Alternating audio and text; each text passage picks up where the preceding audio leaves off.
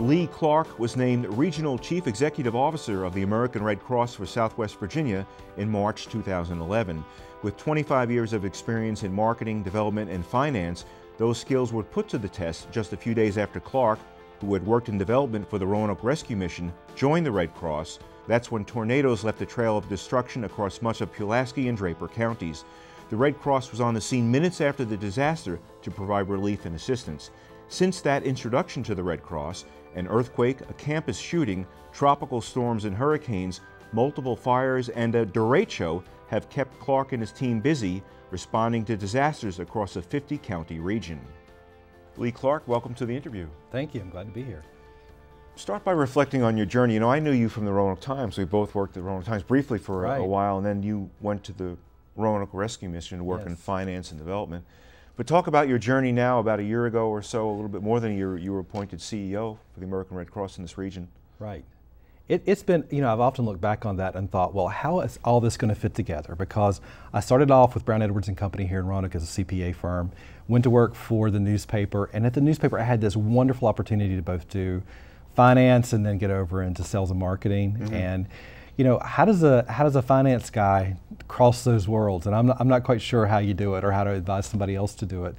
But it certainly does all fit together. And then having the opportunity to be at the rescue mission doing director of development there and getting to do really fun things like start the Drumstick Dash, which has grown tremendously over the 5 years it's been there. And it's almost too big at this I know, point. yeah, that's right, it's huge. And then last year to have the opportunity to join an organization like the American Red Cross. And you know, it all really does fit together in some strange way, and hopefully bring all those skills and abilities and both the good things I learned and the bad things I learned to bear to do a better job for this community. From the rescue mission, what was the one thing you think you took away from the work that you were doing with Joy Sylvester Johnson? You know, one thing that really impacted you the most, maybe?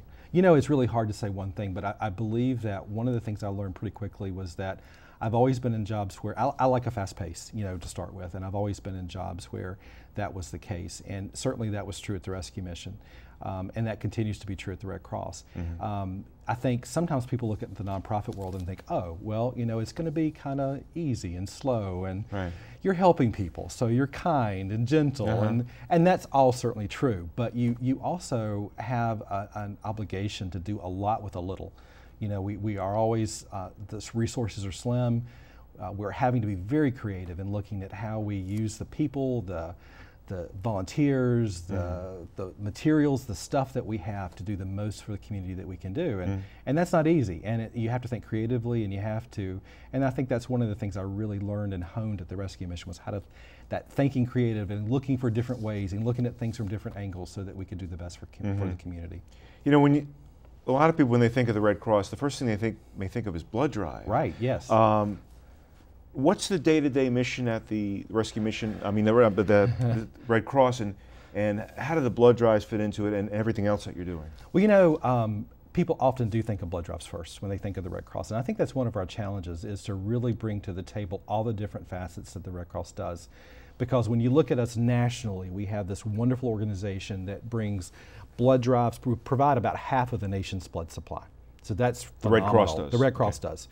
And then in addition to that, in times like Hurricane Isaac, the derecho, the earthquake that we had, the tornadoes that we had in this community, the Red Cross is the first on the scene with our first responders in the community to provide shelters and food and resources to help keep people alive. And that's pretty amazing. And then there's even the courses like health and safety, like first aid CPR classes that are taught by Red Cross that literally do give people the skills to save a life. And I know you were saying, Lee, and as a matter of fact, as we talk, you might be heading down to New Orleans to try to kind of check out their response to Isaac, but there are, as of the taping, there are 41 people from the Roanoke area, Red Cross down there now? Yes, and that's pretty amazing. From that evening that storm hit, we started deploying people from this community. Most all of those are volunteers, so they're giving of their own time, their own resources to be there, to be a part of this response. There have been about 330,000 meals provided in New Orleans and the surrounding areas over the last few days. Literally as many as 6,000 people in shelter a night. That's dwindled down some as people have gotten their electricity back and people are able to get back into their homes. But being able to respond to something like that's pretty amazing. And what they bring back to this community is also pretty amazing, because the next time we have a big disaster here, we've got those 41 who have had on-the-ground training, who have seen how to set up a shelter, have seen how to feed people, seen how to take care of people, and they can bring that back to this area. And I know one of the things the Red Cross does here is when people are displaced from house fires, you also get involved with that to some extent? We do. You know, that's one of the biggest things that we do, and it's sometimes very quiet because it happens a day in, day out. When the firefighters are out, they're on the scene, they determine that the family doesn't have resources, they call the Red Cross. Our volunteers are there with the family before the firefighters leave, and we're there helping to provide a few nights shelter, provide clothing, medications, eyeglasses, whatever they might need to get them through the next few days so they can get back on their feet. So where are you getting the money? Where's it? Is it? I mean, you getting grants? Is it private donations, sponsorships? You know, it's really all the above. We don't receive government funding, so we really are dependent on the local communities to support us so that we can deliver these services in the local community. So we talk to individuals, we talk to businesses, we invite them to get involved with us. We write grants, you know, all those kinds of things. We have a diversified development program so that we invite people to get involved with us. We tell them our story, tell them what we do, and ask them to get involved. And we should say the American Red Cross of Southwest Virginia, you actually cover a 50-county area? We do. It covers from Bristol, Virginia, all the way up to Winchester in Northern Virginia along the 81 corridor, and that goes over to like Charlottesville, all the way down to Pennsylvania County, Martinsville, Henry County, that whole area. So it's a large area, and there's a lot of rural counties in that jurisdiction, so that we want to be sure that we're there in every one of those areas and providing those Red Cross resources when people are in crisis. I know you talked to some of the other nonprofit people, Lee. How much tougher has it been the last few years with the economy drying up, where people may not have the money to donate that they did before? Yeah, it's very challenging. I think certainly we want to, all the nonprofits are working together to support each other, first of all. For example, I think of a great example right now where Feeding America and the American Red Cross are working together to develop a partnership. We're looking at how we can support each other in times of crisis. Feeding America, the food bank, of course. Exactly, right? Yes, absolutely. So there's a lot of partnerships going on out there that people maybe never even know about.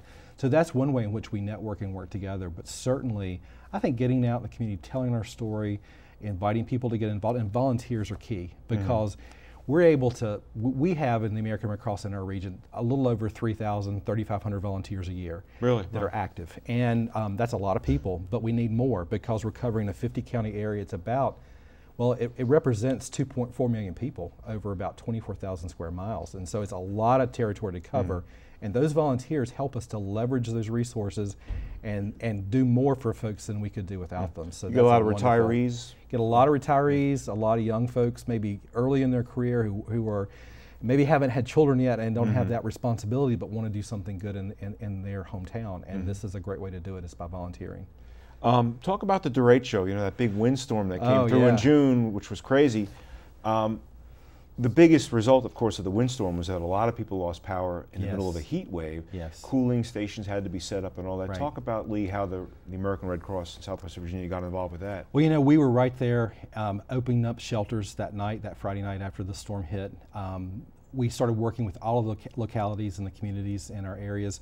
We, at one point, had as many as 17 shelters that were set up, overnight shelters. In addition to that, many more cooling stations that we were supporting, doing everything from providing the volunteers to staff the shelters, to providing the cots and the blankets, to actually manning and staffing the shelters. Provided over 33,000 meals and snacks during that short time period. People were just miserable, and the ages were just, it impacted everybody. I mean, I didn't have power at home for 6 days either, so I mean, we were all out there working in the shelters, doing what we needed to do to keep people safe. But the good news is we were able to get those cooling shelters open, able to keep people safe, and then ultimately, as soon as the power came back on, to get them back into their homes. The oldest guest that we had in a shelter was 100 years old during the derecho, which was pretty amazing. Wow. She wrote me a letter, and I brought it with me today just because it was very sweet. If you don't mind, I'll just share a little bit from it. Go ahead. She says, I want to thank you for the excellent care I received at the Civic Center during the recent storm and outage. I'm 100 years old, and I stayed 3 nights and part of 3 days. And all the volunteers were wonderful to me, especially a lady named Brenda. She was just great to me. Plenty of food and water, and you all need to be praised for your organized care. This was a lady, 100 years old, who took the time, who was there in the shelter first of all, but took the time to write us a note to let us know that she appreciated it. And the heat can really be an issue for someone 100 years old. Absolutely, yeah. I mean, just think, it's an issue for all of us, but for certainly for somebody at that age, she was a pretty wonderful, pretty sweet lady who was there encouraging others while she was in shelter. You know, you don't think of this region as being prone to disasters, but when you look back over, there have been a number of things in this area. Oh my goodness! I mean, when I started with the Red Cross, we immediately had a tornado that touched down in Pulaski. 3 weeks later, we had another one down in Glade Spring, Virginia, and then after that, we had Hurricane Irene and Tropical Storm Lee, and then we had earthquakes, and then we've had... Nobody blamed you. No, well, there has been some talk that ever since I came on board that there's been a lot of disasters, but it certainly has. I think what it points out to us is that we used to think those happened someplace else. Right. That was a problem that happened in New Orleans, or that was the a problem coast that happened in right? California or wherever. But what we can see is that it does happen here. And the more that we can do to be prepared and be ready and be trained and have volunteers in place, the better we can respond and the quicker we can get back on our feet. That's maybe where some of your marketing background comes in handy, just raising the visibility quotient for what you're doing. Absolutely. Yeah, that's so important because you talk about people think of Red Cross and often think of blood first. We need them to also think of all the whole range of things that Red Cross brings to the community, and that's one of the things we're working hard to do. All